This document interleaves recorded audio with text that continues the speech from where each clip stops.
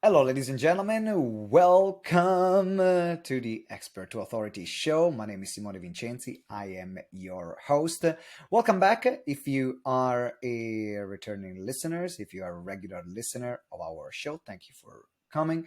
And welcome also if you are new to the podcast. This is the show for coaches, speakers, trainers, small businesses who want to grow their businesses while making an impact in the world. And that's where we interview experts that have incredible content, incredible value to share with you to help you grow and scale your business. Now, today we are talking about hiring, and in particular, how to hire the right team. And I'll tell you straight away, hiring is one of the things that can make or break your business. And I would add, talking from personal experience, that can make or break you. I remember the first time that in 1 year we went from 4 to 14 people in our business, and that was the worst year of my life because I made but 80% of the wrong hires. So I had the baptism of fire there. But we have our incredible expert today, Susan, which is going to help us out. So let me tell you a bit more about Susan Wos. She's an entrepreneur, speaker, salon industry expert on employment and booth rental compatibility, and the founder of Enlighten Hire, a software service designed to match licensed professionals with the right salons and so they can have long-term fulfilling careers. So we are going to talk about how to hire the right team. Welcome, Susan Wos. How are you doing today? I'm good. Thank you for having me today. It is great to have you here. Now, we got to also preface this interview that we are going to talk about salons. But if you're not used to hear talks about salons in this podcast, then know that the lessons that we are going to share also they're going to apply to any business. And before we get into what to do in terms of hire properly, Suzanne, how did you get passionate about teaching this topic? I'm curious. Well, I've been in the salon industry for many, many years, 28 years. And our industry, there's a lot of independent owners. And so you've got a lot of, of course, you've got a lot of corporations, chains, things like that. But then you've got, salon owners who generally, open a salon because they think it sounds fun, or they think it's like, oh man, that's just going to be great. I'm going to kill it because I know what I'm doing. But many of them don't have that business training when they enter into salon ownership, and getting visibility for a salon owner when there's hundreds of thousands of them, especially in large cities, is really, really difficult. And so, I am a former salon owner myself. I owned a salon for 5 years, and I always wanted more resources as a salon owner.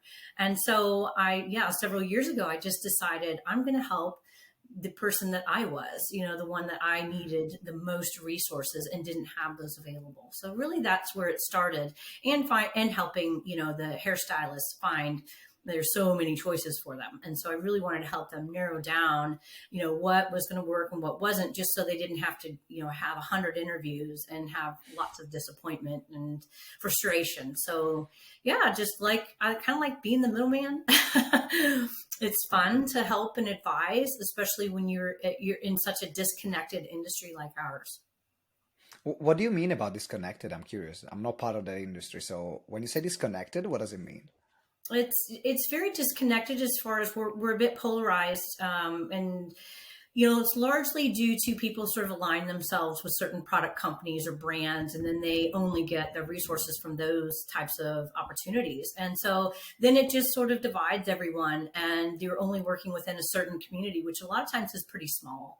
Let's say you really like this type of hair color. Well, I only want to work with, well, that's really cutting yourself off from opportunity. And so it's a polarized industry as far as, the services they offer. And, it's really hard to get that wide perspective because there's not that one space where people connect. At least there wasn't before I started.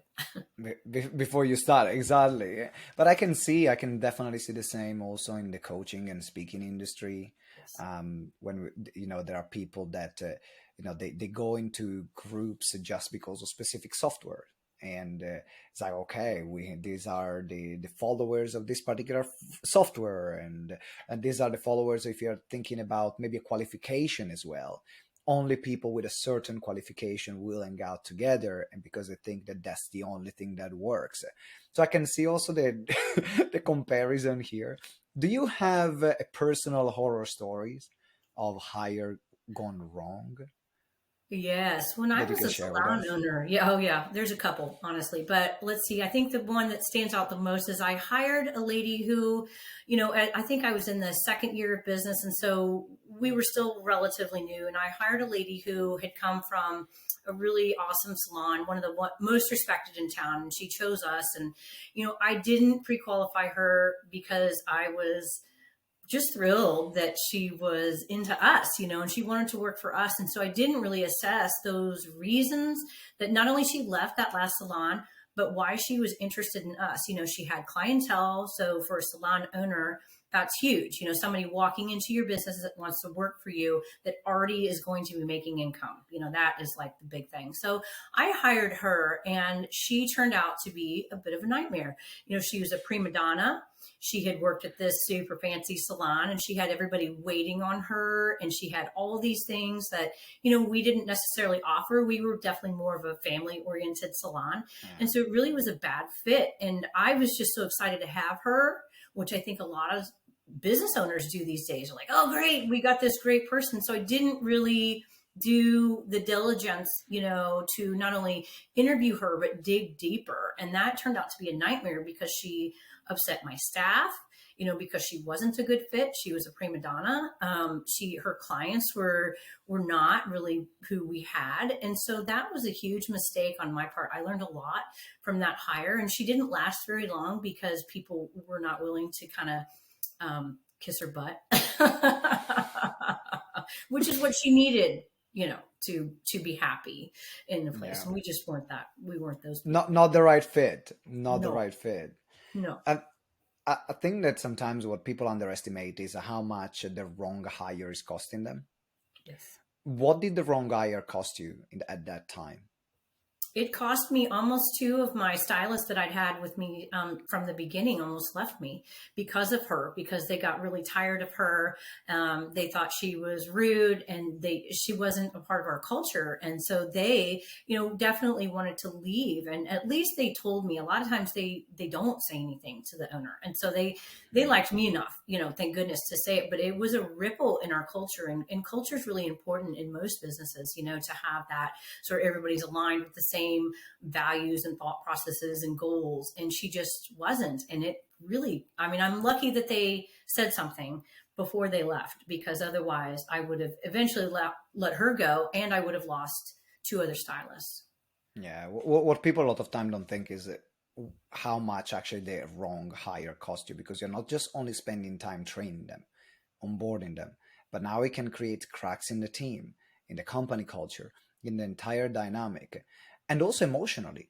No, Yes. if it's your business and you know personally people and you care about the people that you work with, emotionally is taxing. And I remember we had we hired a community manager, and she worked with us for a number of years, but it was the kind of person who would create click within the clients. Yeah. So we are a community brand. We are all about being together, and we didn't see the work that she was doing just to create division between clients, and it ended up being a very difficult time. In particular, when we had to make the decision about parting ways, that then we lost a lot of clients because then they decided to follow her because of the work that she has done, and it also emotionally was draining. I remember for a week I was barely able to walk. It was so tough.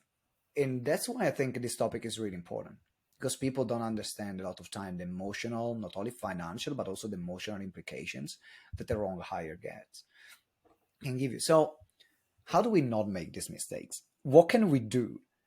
And we can start from having examples from the salon industry, and then getting principles that are broader to every other industry. But what can I do to not make this mistake again? Tell me, help me out, please. Right. I think so much of it is really just having that thorough interview process and assessing yourself first. Like you said, community, that's big. That's a value. That is something that you have to have somebody align with. And so fleshing those things out prior to saying yes is the most important. And I often find that, hiring managers and owners in an interview, sometimes they tend to take over and or are so excited and they just want to tell them all about their company, which is really great. But a lot of times they don't let the interviewee, right. I mean, I've done it. I know, like, oh, we're so great. Oh my God, look, we're so wonderful. You need to work here. But they're not taking the time to listen. And so asking those questions, the long-term goals and finding out, at least in the salon industry, when a salon owner who's employee-based, meaning they have just employees, one of the biggest problems we have is people sometimes get into those salons with the thought of being independent, like someday. And so fleshing through that is super important in our industry, but in any industry, I think asking, what are your goals? How are you going to get there? What are your values as far as, do you value freedom? Do you value family, personal time? Because we're all motivated by something different. And then finding out if that's something that your company can offer that individual. Sometimes you have rigid schedules. And so, flexibility and freedom really isn't going to work for somebody who values those things. And so, yeah, I just think being, honestly, like a list of pros and cons for every single interviewee you do, stepping back, not making really fast decisions is a great thing. Hiring slow, firing fast, that whole thing. That's super important. And just taking your time, listening to what they say, letting them talk, asking open-ended and creative questions in that interview is super important. So instead of talking and getting excited about, oh my God, you need to work with me with us, because we're awesome, actually taking the time to really understand the person that you're talking to. Do you have a way to filter through BS? What I mean about that is, during an interview, people are going to tell you most of the time what you want to hear. Yep. And then is generally after 6 months that I found from my experience, they find if that person is a real fit or not. Because even for the first 6 months, they can fake it. They can be who they are not just to fit in. But after a while, then the bubble bursts. Have you found an effective way to filter through that BS and getting to see upfront if that person is going to be a really good fit for the company or not? Yes, I like the question, why? When someone says this is A, B, and C, just say, well, why is that? Don't just take that for a response. Like, that's great. Oh, I want to be, a top hairstylist. I want to be, an educator. Oh, okay. Well, why is that? And if they can't answer those questions, that's a big red flag. And so that should tell you that they are faking it, or they haven't thought through their own answers. That's just, I think, that open-ended why. Well, why do you feel that way? Or why do you want that? Why do you, just letting them talk and bury themselves and or prove themselves. Of course it's not foolproof, but I think that's a really great. I used to date someone in the FBI. And so the interview interrogation stuff, we'd always talk about that kind of stuff. And why is just one of those great responses for almost anything that they say as a statement about themselves, what they want. That's really eye-opening. That's really eye-opening, because you can use that question with every hire that you have. Like, why? Why is this? Why would you do this in this way? Actually, can you give me some examples where the question why can be used in the most effective way? Let's say role play like an interview. Yep. Give me an example or a few examples where that question why could really give you those insights that you might not get otherwise. Right. So someone that mentions that they want to be in leadership, they want to be in a managerial position. That is an excellent place to ask why. Like, why would you, why do you want that? Do you like to mentor? Are you kind and giving and love to see other people succeed? Or are you a control freak, basically? You want to have everything. You want to be able to dictate things for everyone. I think that's one of the biggest things, people who want the leadership role. So why would you like to be in leadership? Mm-hmm. Oh, so we are role playing. I need to. Yeah. Okay, let's do that. Okay, why do I want to be a leadership? I want to be a leadership because I I just love feeling that we are setting the direction on the right track. That's what I love to. That's why I love leadership so much. I love bringing people together, and I love making sure that we are all together going towards a goal, and leadership is necessary for that. Excellent. So the direction, why do you feel that that's important? I feel that having the direction is important because otherwise people don't know where to go. If there is no directions, then people are just left to their own device. So to get a strong company moving forward, we need to have a strong direction. Great answer. You're hired. Thank you. Okay. I see how it works. So then you can eventually go higher, go ask why, and go deeper to each answer. Yep. Exactly. So until we get to the point where we can identify, is this person right fit or not? Oh, I love it. I have not used that. I'm going to use that now in my next interview process. I'm going to be like a 5-year old. Why? Why is that? Why? Right. Why? No, the specifics, right? The specifics are really great because if they're giving you specifics, there's a reason. Why do you feel direction is important in leadership? I love it. I want to talk about red flags now. Is there a way to to see or spot some of the red flags from either the interview process or the pre-interview process that you have found are very effective? Oh, well, I think some of the easiest ones are, lateness, tardiness is always a big red flag. Excuses. I think people who make excuses, or if they're talking about, their history or things that they'd like to do, the more excuses they make, I think that's the biggest red flag, because people who make excuses are pretty much always going to make excuses unless they have some sort of life epiphany. I think something that people have thought in the past were red flags, like resume. Resumes we don't use. The resume is not as popular in the salon industry, and some salon owners would like to see that. But I think that there's so much beyond the resume, and so I'd say scan the resume and really just ask those, those questions, like we said before, why did you leave that salon? What could you see improving? And if they don't have answers for that, then that's a great red flag. When in our software, when people respond to questions, when they're inconsistent with their answers, that to me is a big red flag, because they have no idea what they want. They have no idea where they're going.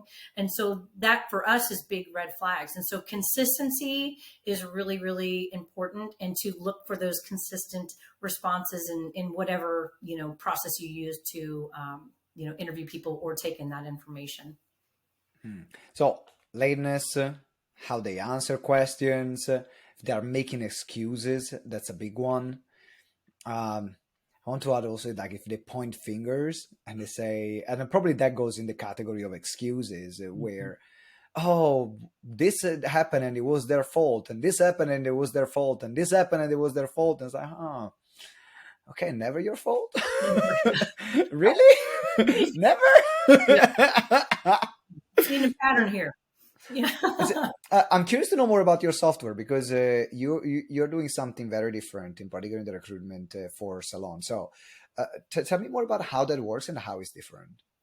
So we take a workplace assessment, and the workplace assessment is very specific to the salon, spa, and barber industry, and it details, in our industry, there's a lot of variables which not only go into, what is a good fit, but just different personalities and different offerings on both sides. And so we've taken most of those variables and put them into an assessment. And so salon owners and applicants take the assessment, and then they can repurpose their assessment to anyone. And so it doesn't have to be just one-on-one. We can do, they can apply to anything. So it's almost like a digital resume that they can repurpose over and over. So like salon owners get links, and that's how they take in applicants, and then they compare to every single applicant. So it really does a variety of things, but it provides compatibility results. And so all our workplace assessment, all of our questions are calculated to produce a couple different reports. And so it lets them know, on an overall score, and then down to the nitty gritty where they are compatible and where they aren't. So, when you do get to the interview, you can flesh those things out that are incompatible very, very quickly. And so you're not just, like stabbing in the dark, like, well, where do we go from here? And so, even things like parking, which to a lot of people isn't important. It is actually, in our industry, it is important, because if you have clients maybe who are older, who don't want to be in a parking garage, they're used to like that lot or street parking. So just those little things that go into long-term compatibility, we sort of added them all up just so everybody's clear on where the other person stands. I love that, because also it gives you a heads up in terms of one, in the selection process Yes. before you go to the interview. So you don't go into interviews at the interview level with a lot of people that you know they're not going to be a good fit and could be found out pretty sooner. Much But sooner. also, if there are a few things to iron out and to consider and to clarify, that also will give you in a snapshot what is that you need to clarify with that person. Maybe you think is a good fit, but you just Yeah. need to clarify a few things. um, that's really great, because that also leads to my next question, which is about attitudes, and that's what you mentioned also in your assessment, right? What are some of the attitudes that someone can look for, a business owner can look for long-term employability and for long-term fit? Because plenty of people, in particular, I'm aware, and that's my assumption in the beauty industry, which is such a freelance based industry, the turnover of staff, it must be like a huge issue. Like one day they're working your salon, the next day they're poached by the next salon down next door. I used to work in the catering industry before starting my first business and managing restaurants. I used to get poached every single time by other restaurant owners. I and they used to I this is the first time I shared this in an interview, but my one of my managers they used to call me a prostitute because because if someone was offering me more money and a better workplace, I was just go there. And in the catering industry, you don't even need to leave any notice. Like the contracts are so loose that you can Yeah. say goodbye. I'm working there. So is that what happens also in the salon industry? Yes, it Like, does. There are no competes. There are contracts in place in some places, and so it makes it more difficult to poach. But yeah, no, it is, and there's a real line of ethics there. So we have, there's certain, I would say, salons and spas and barbershops who are more vulnerable to the poaching. The corporations are the larger salons, and so it's not unheard of at all for other owners to come in and get their hair done. Oh, right. by the way, I happen to own a salon that's a mile away, and we're much better. So come work for us. Yeah, it I is. worked with more than 150 restaurants. I only sent my first CV, and all the way to managing Michelin star restaurants. Every single time, I never had to do an application. It was another owner that came to have dinner at that restaurant, Yep. and then they were they liked my attitude and the way I was serving, and they would said, "Hey, we are hiring. We got," and that's how I moved from Italy to London. Even I'm moving countries, right? Wow. So, talking about attitudes, though, is there a way to find out from the get go how if that person is gonna stay a bit longer term, or the intention to stay long term, or they're just going to jump around? What's your thoughts on what is your view on that? Yeah, I think that there are certain ways. It's really hard to say, because I think people do come prepared if they have some sort of underlying plan in mind. But yeah, I think asking about, where does it they need to be supported, I think is huge, because if you don't offer that type of support, and they're still interested and they already know that it's not really a fit as far as that's concerned, that and possibly even, some people, especially in our industry, the values on social media varies quite largely. And so finding out so social media, I think people who like hairstylists who are really good with social media and who really like it are far more inclined to leave, because then they know how to not only sustain their own business, but they know how to build business on their own. And so a lot of times that's viewed as, well, I don't need a salon owner. And so if they're coming and working for somebody and they're doing their own thing and they're really killing it, a lot of time, not all the time, but a lot of time, that means that they either are preparing themselves for independence or they are fully ready to walk out at any time. Not saying it's a bad thing. It's not a bad thing at all, but that's just a typical scenario because that demonstrates that they're capable, right, of being independent, running their own business and or going to the next place seamlessly. You mentioned in our conversation earlier the importance of for companies to actually have and for organizations to be active on social media for hiring. How does the content, I'm not talking about the odd post, hey, we are hiring. How does the content that a company puts out on social media impacts the hiring and the quality of people they're going to attract and the decisions that people are going to make? Well, I think most people, any business owner, and in particular the salon industry, they need to understand it, and many owners do understand that that's the first place people look. Prior to applying for you, they are seeing Instagram. They're either going to TikTok or Facebook. They're looking at your website. And so if they don't see something in the first couple seconds that draws them in, 9 times out of 10, they're out. And what I mean by drawing them in is, an aesthetically pleasing website, one that works, not a one page sort of like, hey, this is who we are. Just, careers page. You got to have pictures of your team, even pictures of yourself. They need to see who you are prior to interviewing with you. And that is a lot of times seeing your services, seeing, who you are, what you're about, and seeing who else works there. Because, if you're looking at your potential teammates, it's almost like interviewing friends. It's really important to see who works there and what type of work they're doing, especially in the salon industry. So I think social media assets are really important to be consistent with posting. It is a pain in the butt. I know all about it. I did my own social media up until about this time last year, and it was painful. But, making that effort in either hiring out for that if you don't want to do it, or just consistently posting. Because I see a lot of businesses that haven't posted in a couple years, and then they'll post, oh, we're hiring. And they don't have applicants. There's a reason. Because no one is paying attention there. So no, and they're not either. So that says it all, right? They're not investing in that part of their business. And we live in a different world.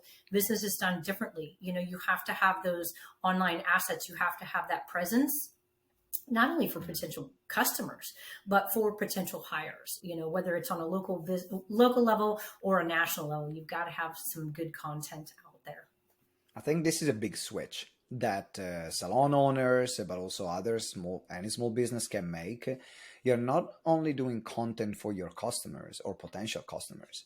The content that you're doing is also for your team, for the people that are going to be working with you, for your current team and your future team members as well.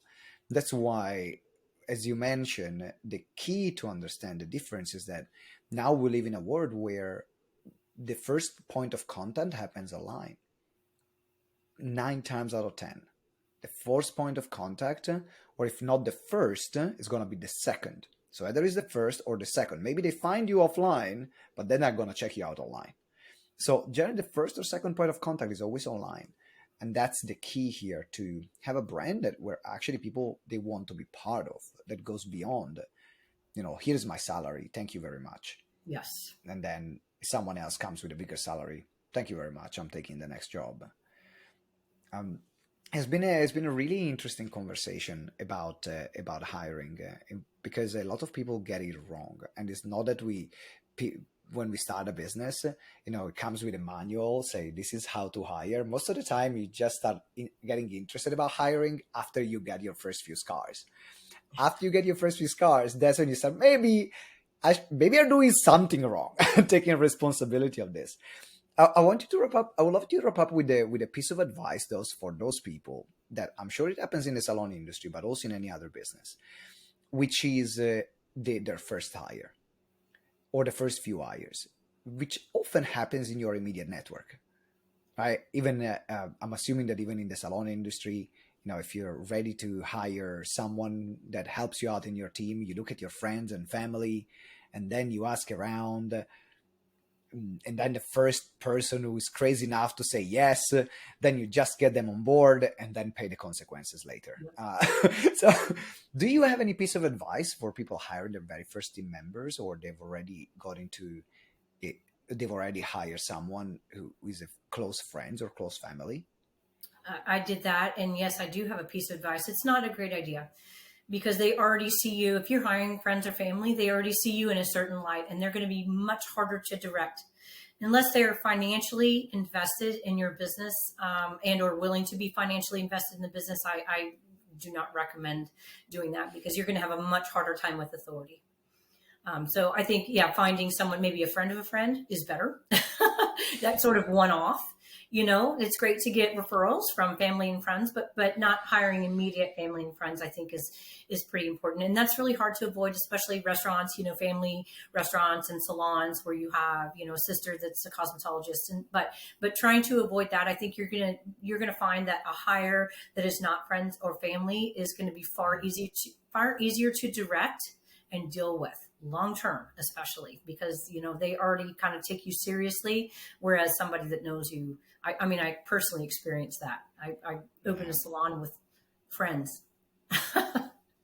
Still friends? No. No, not friends anymore. I Yeah, and that's the other thing when we are doing things with friends and family. It takes just a moment for things to go sour, and the relationship and the communication needs to be so strong, and the level of awareness and responsibility of each individual needs to be so strong that otherwise, then what you have to lose is actually the relationship with that person, Yes. the relationship with your family, the relationship with your friends.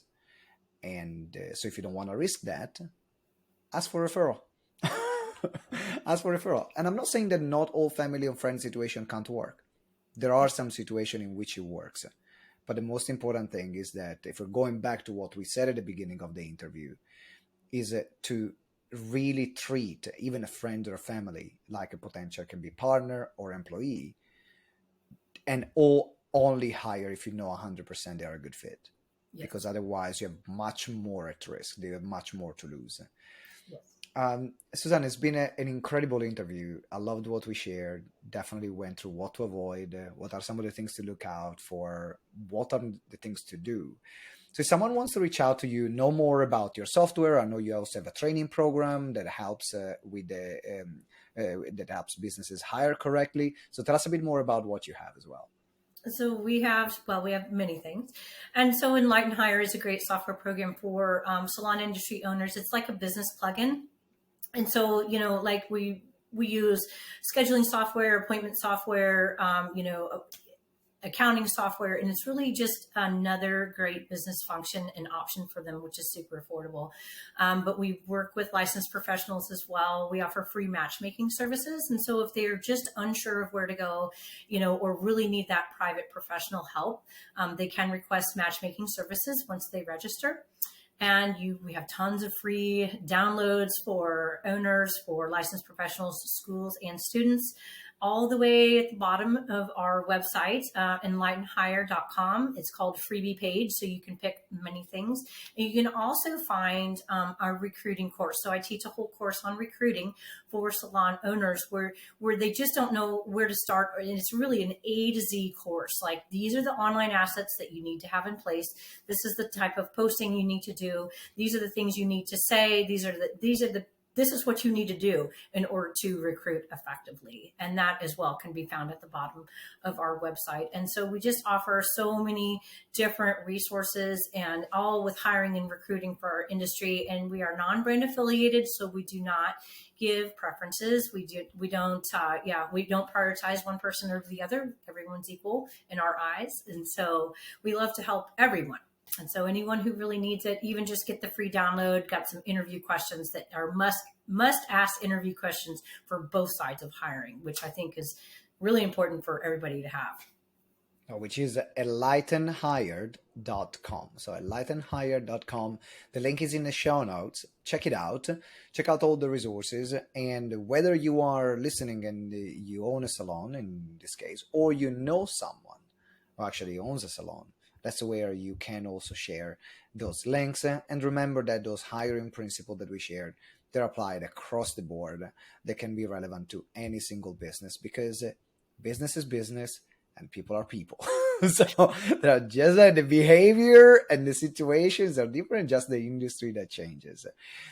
Susan, thank you again. It has been an absolute pleasure having you on the show. Ladies and gentlemen, thank you very much for watching. Thank you for listening to the show. If you are new and you have not subscribed, make sure you subscribe right now, and also leave us a review, potentially 5 stars. A review are the lifeblood of every show. They help us. They help the guest. They help the podcast, and they help my ego. So leave us a 5-star review. And until next time, always remember that together we grow exponentially. Ciao.